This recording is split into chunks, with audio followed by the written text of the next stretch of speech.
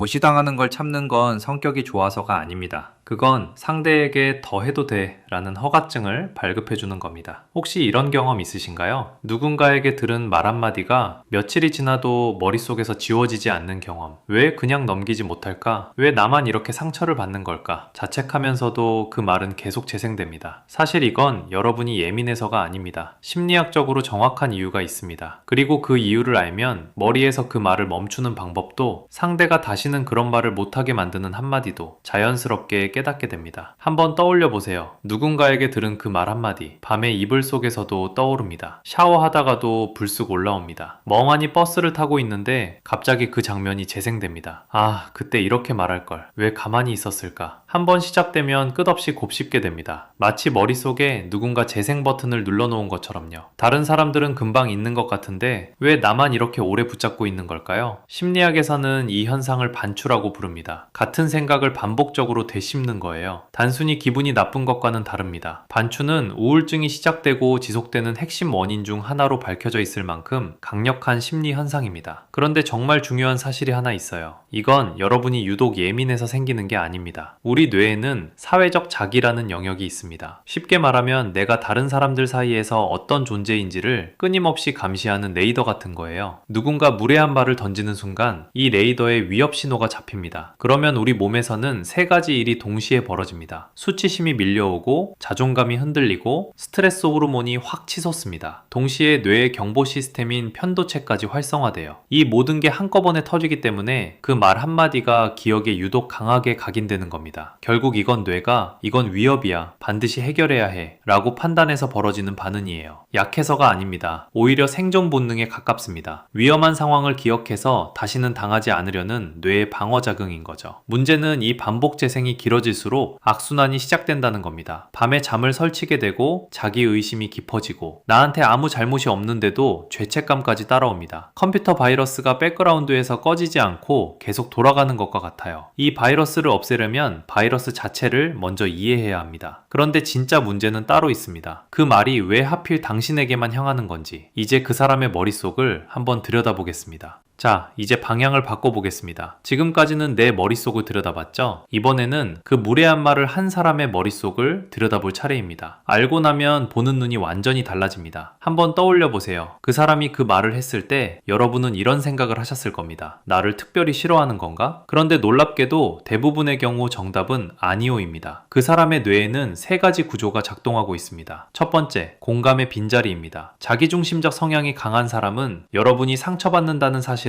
머리로는 압니다. 하지만 가슴으로 느끼지 못합니다. DSM-5에 따르면 이런 성향의 사람은 인지적 공감, 그러니까 이해하는 능력은 유지되지만 정서적 공감, 함께 느끼는 능력이 현저히 부족합니다. 그래서 여러분이 아무리 표정으로 신호를 보내도 그 신호가 도착하지 않는 겁니다. 두 번째, 자존감 보상입니다. 타인을 깎아내리는 사람은 사실 자기의 안이 비어있는 사람입니다. 높은 자존감을 가진 사람은 남을 폄하할 필요를 느끼지 않습니다. 생각해보면 당연합니다. 마음이 충분한 사람은 굳이 남을 깎아서 자기를 높일 이유가 없으니까요. 무례한 말은 빈 자존감을 채우기 위한 보상 행동인 겁니다. 여러분이 움츠러들수록 그 사람은 상대적 우월감을 얻고 그 행동은 더 강화됩니다. 세 번째가 가장 소름 돋는 부분입니다. 이 사람들은 아무에게나 그러지 않습니다. 경계선이 없고 자존감이 낮은 사람은 조종자에게 네온사인과 같은 신호를 보냅니다. 여러분이 참고 넘기는 그 순간이 사실은 더 해도 돼 라는 허가증이 되고 있었던 겁니다. 실제로 한 조사에 따르면 피해자의 56.4%가 괴롭힘을 무시하거나 분노를 억눌렀습니다. 절반 이상이 참았고, 참은 만큼 상황은 반복됐습니다. 정리하면 이렇습니다. 그 사람은 여러분을 특별히 싫어하는 게 아닙니다. 여러분이 반응해주기 때문에 계속하는 겁니다. 무례한 사람은 마치 주유소를 찾는 차와 같습니다. 반응해주는 여러분이 그들의 주유소인 거예요. 주유소가 문을 닫으면 그 차는 다른 곳을 찾아갑니다. 10명 중 적어도 한두 명은 뚜렷한 자기중심적 특성을 가지고 있다는 연구 결과도 있습니다. 생각보다 흔합니다. 그래서 대처법을 아는 것이 중요합니다. 그렇다면 주유소 문을 닫는 방법이 있을까요? 있습니다. 딱 한마디면 됩니다. 이제 그 한마디를 한마디를 알려드릴 시간입니다. 이 말이 심리학적으로 왜 효과가 있는지 그 원리까지 같이 파헤쳐 드리겠습니다. 자, 이제 그 한마디를 알려드릴 시간입니다. 누군가 여러분에게 무례한 말을 던졌을 때 이렇게 해보세요. 바로 반응하지 마세요. 2초만 멈추세요. 그리고 아주 차분한 목소리로 이렇게 물어보세요. 방금 하신 말씀이 저한테 하신 말씀인가요? 이게 전부입니다. 따지는 것도 아니고 소리를 지르는 것도 아닙니다. 그냥 되묻는 겁니다. 이 한마디가 왜 효과적인지 원리를 하나씩 풀어드리겠습니다. 첫 번째, 공론화 효과입니다. 무례한 말을 하는 사람은 한 가지를 기대합니다. 이 사람은 그냥 넘어갈 거야. 그런데 여러분이 되묻는 순간 그 말은 슬쩍 던진 한마디가 아니라 공개된 발언이 됩니다. 상대는 자기가 한 말을 다시 마주해야 합니다. 몰래 던진 돌이 갑자기 스포트라이트를 받는 거니까요. 두 번째, 전략적 침묵의 힘입니다. 여러분이 2초 동안 멈추는 그 순간 대화의 리듬이 완전히 깨집니다. 무례한 사람은 빠른 반응에 익숙합니다. 당황하거나 웃으면서 넘기는 반응이 그들의 연료거든요. 그런데 침묵이 오면 상대는 갑자기 불편해집니다. 심리학에서 검증된 자기주장 기법인 디어맨도 같은 원리를 씁니다. 차분한 침묵 뒤에 나오는 한마디는 어떤 고성보다 강력합니다. 세 번째, 주유소 문 닫기입니다. 앞에서 무례한 사람은 반응하는 사람을 찾아다닌다고 했죠? 그런데 여러분이 감정 없이 담담하게 되묻기만 하면 어떻게 될까요? 원하는 반응을 얻지 못합니다. 반응을 안 주면 그 행동은 자연스럽게 줄어듭니다. 바로 주유소 문이 닫히는 겁니다. 자, 그러면 실제로 이 말을 했을 때 상대방의 반응은 크게 세 가지입니다. 어떤 반응이 와도 여러분은 이미 이긴 겁니다. 첫 번째 반응, 아, 그냥 한 말이야 하고 슬쩍 빠지는 경우 이미 성공입니다. 상대가 스스로 자기 말의 무게를 인정한 겁니다. 여러분은 조용히 고개만 끄덕이면 됩니다. 두 번째 반응, 그래, 내가 한 말이 왜? 하고 되려 공격적으로 나오는 경우 이때도 당황하지 마세요. 아, 확인하고 싶었어요 라고만 하면 됩니다. 여기서 싸울 필요가 전혀 없습니다. 여러분이 되물었다는 사실 자체가 이미 경계선을 세운 겁니다. 세 번째 반응, 당황하면서 말을 바꾸는 경우, 아니 그런 뜻이 아니라, 이 반응이 가장 많이 나옵니다. 무례한 말을 하는 사람 대부분은 자기 말이 공론화되는 걸 원하지 않기 때문입니다. 핵심은 이겁니다. 여러분이 예민했던 게 아닙니다. 지금까지 주유소 문이 열려 있었던 겁니다. 이 한마디는 그 문을 닫는 스위치입니다. 자기주장 훈련을 한 사람들은 불안이 줄어들고 자존감이 올라간다는 연구 결과도 있습니다. 되묻는 연습 그 자체가 여러분을 바꿉니다. 자, 마지막으로 딱 한 가지만 더 말씀드리겠습니다. 오늘 이야기를 정리하면 딱 세 가지입니다. 하나, 무례한 말이 머릿속에서 안 지워지는 건 여러분이 예민해서가 아닙니다. 뇌가 위협 신호를 반복 재생하는 겁니다. 자책하지 마세요.